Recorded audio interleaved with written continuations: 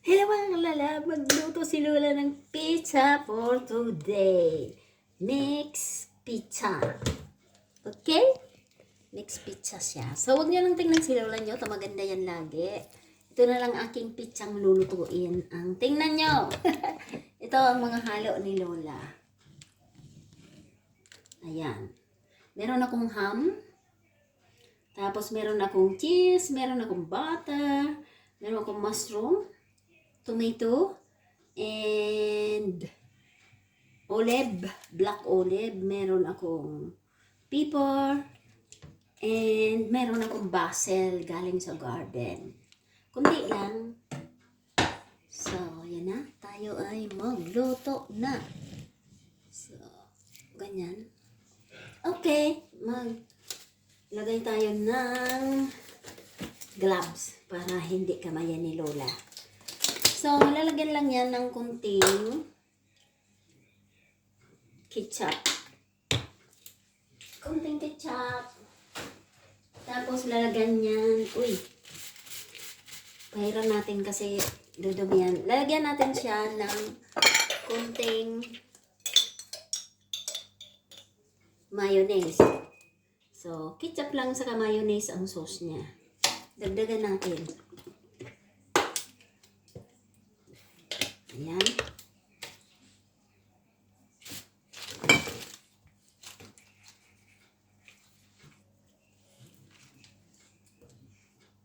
So, ganyan lang yan. So, kailangan red yung button. Okay. So, lalagyan na muna natin yan ng ating pepper. Green pepper. Ayan, green pepper muna. Sunod sa green pepper ay lalagyan natin yan ng ayan ang green pepper. Tapos tomato. Hiwa ko ng maliliit ang tomato kasi ayaw ni Lolo ng tomato. May nahulog na isa. Tapos mushroom. Ayan, mushroom.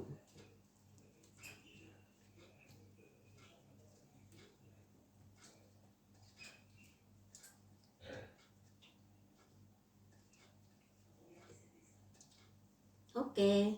Tapos itong olive. Ayan. Tapos itong, alam niyo kung ano to? Butter yan. Butter.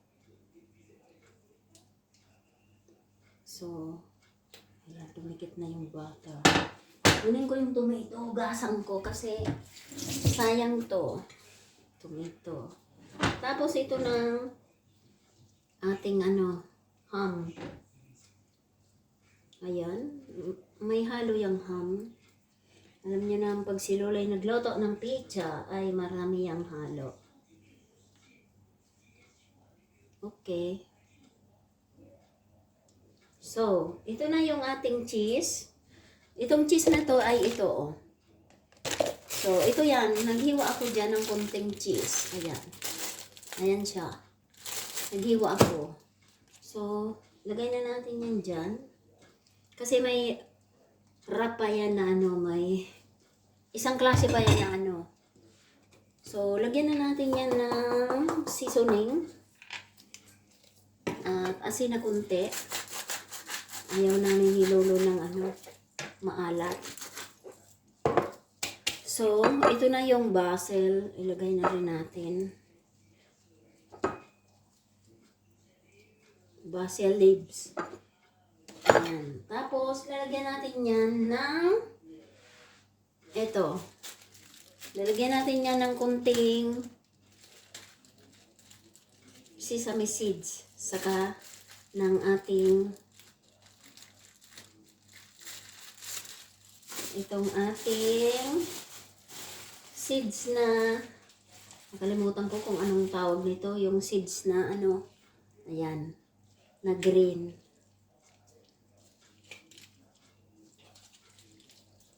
At lalagyan natin yan ng sesame seeds. Ayan, sesame seeds. Sesame seeds yan. So, lalagyan na natin yan ng cheese. Another cheese. Para cheesy ang ating pizza. Ayan, cheesy pizza.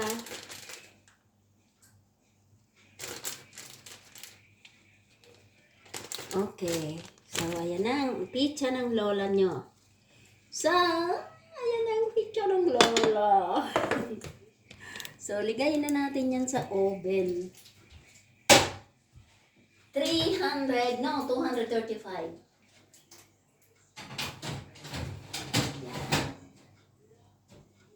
Okay. Done. Bye guys. Thanks for watching.